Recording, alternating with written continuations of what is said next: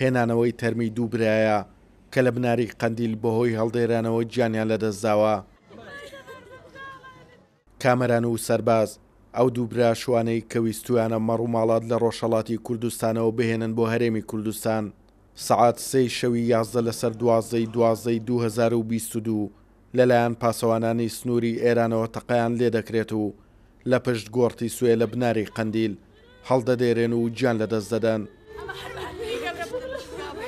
چوو بۆ جەڵە بۆوانە بێن و دیش لە گەرانەوەدا تووشی ئاڵەتێکی نەخوازرابوونیەکێکیان لە برایەکان هەڵدێراەوەی کەشیان ویسوتی یاوکاری بێت و بەداخەوەویش بە هەمان شێوەیەوی وفاتی کردووە.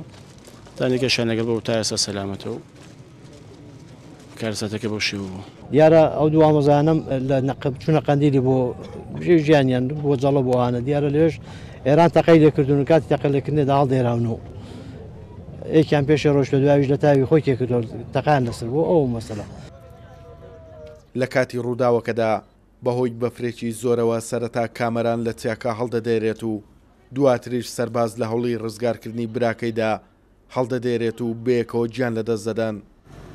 سەرەتا بە پێی زانیاریەکان کامەران پێشتر هەڵدێراوە دوای سەربازیش خۆی پێڕانەگیراوە ئەویش لاقی هەڵترە بوو ئەویش لە دووی هەڵدێراوە بەڵێ ئەویش چۆ ڕزگاریکە هەڵدێراوە.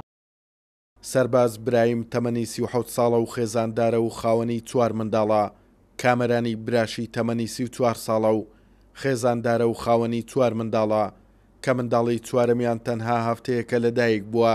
کامەران و سەرباز دانیشتووی ناحیەی چوارقوڕنەی سەر بە قەزای ڕانیە بوون و بژێوی ژیانیان لەسەر ئاژەڵداری بووە دوای هێنانەوەی تەرمەکانیان لە پزیشکی دادی ڕانیە توێکاری بۆ تەرمەکانیان کرا و دواتر لە ناحیەی چوارقوڕنە بە خاک سپێردران.